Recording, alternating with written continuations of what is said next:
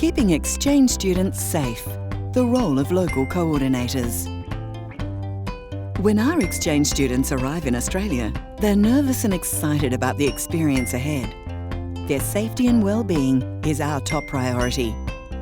This video is a basic introduction to the principles of child protection and the key role our local coordinators play in keeping students safe. Legal and regulatory framework. Student exchange programs are strictly regulated by state authorities working within a set of national guidelines. Child protection laws also keep students safe from risk of harm. All staff, volunteers and host families must comply with the law. Everyone over 18 years is required to have the relevant Working with Children clearance. We have an ethical and legal responsibility to ensure students are safe, well cared for and supported at all times. The role of the local coordinator. Working in compliance with legal and regulatory requirements, local coordinators provide regular contact and support to students and host families. Caring, compassionate and responsible local coordinators act as the key link between the student, host family and the office. If a difficult issue is raised, you will be fully supported by a team of professional staff who are there to advise and assist at all times. Make sure you are familiar with policies and procedures that apply to your role. Principles of child protection. All reasonable care is taken to protect students from risk of harm. Students must be treated with dignity and respect, placed into safe, comfortable and caring environments and supported throughout their programs. All young people, our students included, are vulnerable to risks of abuse, ranging from cyberbullying to emotional, physical or sexual abuse. Sexual abuse, whether it is an isolated incident or a pattern of behaviours, is unacceptable and will not be tolerated. Sexual abuse may include inappropriate sexual advances, inappropriate touching, dirty jokes, and sexual innuendo. Students are encouraged to report any concerns immediately and advised to be particularly careful when using the internet or social media. It is not your role to investigate allegations or suspicions of abuse, but if you suspect a student may be at risk of harm, you must immediately advise the office. Trust your instincts and always err on the side of caution. Selecting host families. Helping to select host families is an important part of your job. Host families come in all shapes and sizes, but how the family is constructed is less important than their motivation to host. Host families must be genuinely motivated to welcome a teenager into their home. They should be tolerant, flexible, warm and have a sense of humour. A visit to the home is a mandatory requirement. It allows you to meet everyone living at the home, see where the student will be living and gain insight into the family and their relationships with each other. Not every family is suitable to host.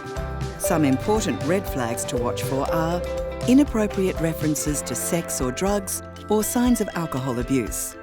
Family members are uncomfortable in each other's company, poor housekeeping, an expectation of payment, or that the student will be a maid or babysitter. Not all family members are in favour of hosting. Ask yourself, would you allow your own son or daughter to live with this family? Support and supervision. Just as all families and teenagers have ups and downs, so too will the student and host family placements you supervise. You may find yourself called upon to mediate differences of opinion and to help resolve conflicts. Regular contact is important. Your support role will be helped by encouraging open and honest dialogue. This will assist in gathering information and deciding how to help. Listening and repeating back what has been said is always a good way to make sure you understand the situation. It is important to be objective, tactful, sensitive and non-judgmental. It is advisable to be firm but flexible as you learn more about everyone's concerns. Allow all parties to express their feelings but encourage them to focus on the facts. Look after yourself too by maintaining a sense of humour. Communication. Regular open communication with everyone is essential. Not only will it make your role easier, but it will ensure the student and family feel supported. Build trusting relationships and make sure you're seen to be fair and objective. Encourage your students to talk openly and honestly with you and listen closely to what they have to say. It is important to emphasise that you will not have direct contact with the student's natural family or our overseas partner unless in an emergency. The office must be kept in the loop at all times so that we can support you, the student and host family, with prompt and accurate communications to our overseas partner.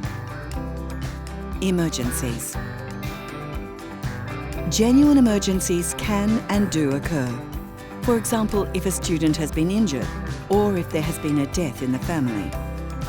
When an emergency occurs, it is essential that you call AFS's emergency phone on 0414 594 694 and report what has happened. The office must be kept informed and will offer advice on how best to proceed. Make sure you know the number to call in an emergency and put it in your phone. It is 0414 594 694. You can call 24 hours a day, 7 days a week. One of the greatest rewards of your role is seeing a student depart for home in the knowledge they have had a safe and enjoyable experience. Congratulations! You will have contributed to the success of their program in an important way. We thank you sincerely for your work. For more information, visit our website www.afs.org.au,